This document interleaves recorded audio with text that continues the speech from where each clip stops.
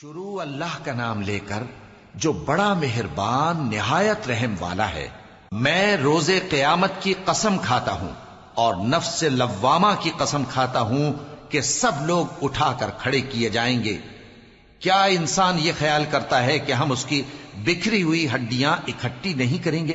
ضرور کریں گے، اور ہم اس بات پر قادر ہیں کہ اس کی پور پور درست کر دیں۔ مگر انسان چاہتا ہے کہ آئندہ بھی خود سری کرتا چلا جائے، پوچھتا ہے کہ قیامت کا دن کب ہوگا۔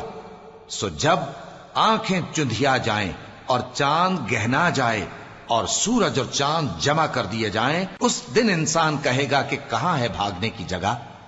کہیں نہیں، کوئی جائے پناہ نہیں۔ اس روز تمہارے پروردگار ہی کے پاس تمہیں جا ٹھہرنا ہے۔ اس دن انسان کو جو عمل اس نے آگے بھیجے اور جو پیچھے چھوڑے ہوں گے سب بتا دیے جائیں گے۔ بلکہ انسان آپ اپنا گواہ ہے، اگرچہ عذر و معذرت کرتا رہے۔ اور اے پیغمبر صلی اللہ علیہ وآلہ وسلم، وحی کے پڑھنے کے لیے اپنی زبان کو تیز تیز حرکت نہ دیا کرو کہ اس کو جلد سیکھ لو۔ اس کا جمع کرنا اور پڑھانا ہمارے ذمے ہے۔ سو جب ہم اسے پڑھا کریں تو تم اس کو سنا کرو اور پھر اسی طرح پڑھا کرو۔ پھر اس کے معانی کا بیان بھی ہمارے ذمے ہے۔ مگر لوگو، تم دنیا کو دوست رکھتے ہو اور آخرت کو چھوڑے دیتے ہو۔ اس روز بعض چہرے رونقدار ہوں گے، اپنے پروردگار کی طرف نظر کیے ہوئے ہوں گے، اور بہت سے چہرے اس دن اداس ہوں گے، خیال کریں گے کہ ان کے ساتھ کمر توڑ معاملہ کیا جائے گا۔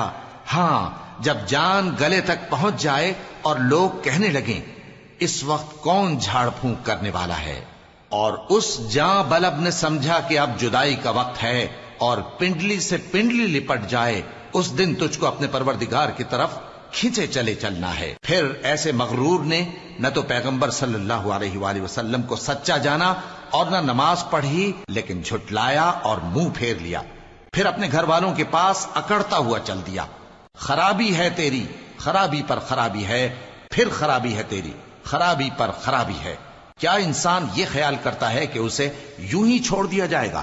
کیا وہ منی کا جو ٹپکائی جاتی ہے ایک قطرہ نہ تھا، پھر لوتھڑا ہوا، پھر اللہ نے اس کو بنایا، سو اس کے اعضاء کو درست کیا، پھر اس کی دو قسمیں بنائیں، مرد اور عورت۔ کیا اس کو اس بات پر قدرت نہیں کہ مردوں